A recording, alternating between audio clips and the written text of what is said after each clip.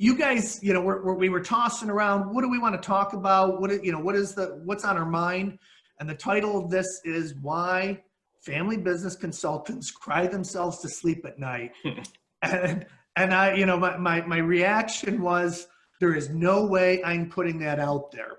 But then I said, wait a minute, this is SavloV, and SavloV came up with what family businesses can learn from Metallica, and it was one of the best presentations I've ever seen, and really good way to do it. So I wanted to trust you and just dive into this. Where does that title come from for you?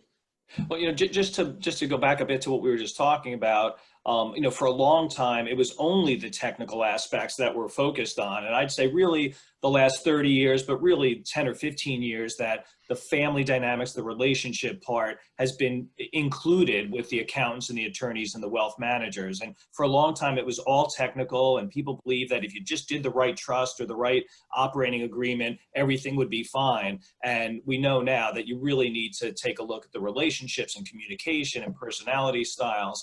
And I agree that family is difficult all on its own.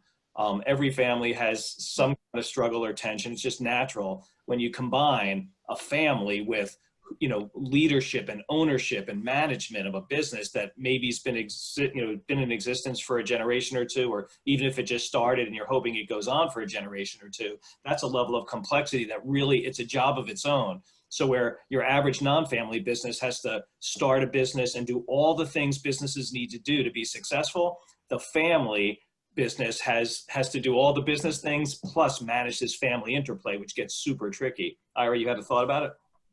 Yeah, I just consulted to, not just, but near you, Jeff, just to give it away a little bit, two siblings in business that their hostility was so thick that I said, both of you write down the answer to this question so you can't change your answer.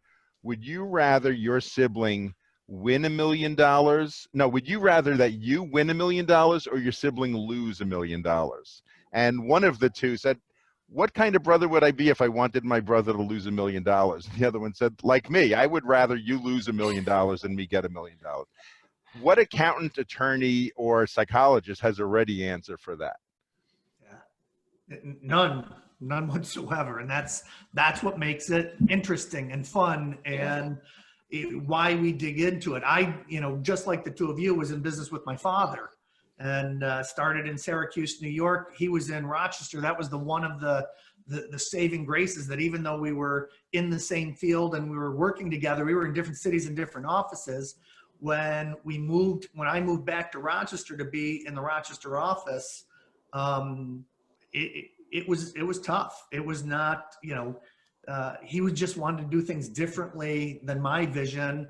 I started to talk about, this purposeful planning, and, you really need to be digging into this, Dad. And he just would shake his head and say, well, we do that anyways. And so it's totally understand that there's different ways, and you have to, and Jeff, you taught me a long time ago, each generation has to choose whether they want to work together or not. Right. So let's go back. I'm sorry. Go ahead. No, go ahead. So ideally, each generation, has to make that choice. But often the senior generation, whether it's the founder or if it's the second generation, they have an idea about the third generation about how things should go. And so while I believe that each generation needs to sit down and say, do we want to do this together? Do we want to split up? Often there's pressure from the generation before about what they think should happen. And the rising generation or the younger generation wants to sort of please the older generation. And so right there is just one of the many things that kind of keeps family business consultants up at night, because if you have someone whose dream is to have their kids and grandkids working together, but the kids and grandkids don't necessarily have the interest or don't like working with each other, maybe they love the business, but they only like half of the family members that they have to own with. I mean, right there, that's not a simple thing. Yeah. So I just want to say the field of behavioral economics, which is a mixture of psychology and economics, they come out with a few findings that people are notoriously terrible at predicting how they're going to feel about anything in the future, right? And also very hypocritical. You don't live up to you're not consistent with your own values. I think it's helpful every generation to say, what are our values and how are we going to live with them? If we believe in fairness, meritocracy, transparency, what are our policies going to be? Because down the road, you're inevitably going to get to 3 siblings love each other, and then their 7 children are in the business together, and one of them is an only child, so he owns a third. Then the other one had 4 children, so they each own a quarter of a third. If you have not figured out what are the criteria for you to make decisions about that stuff, you're in trouble.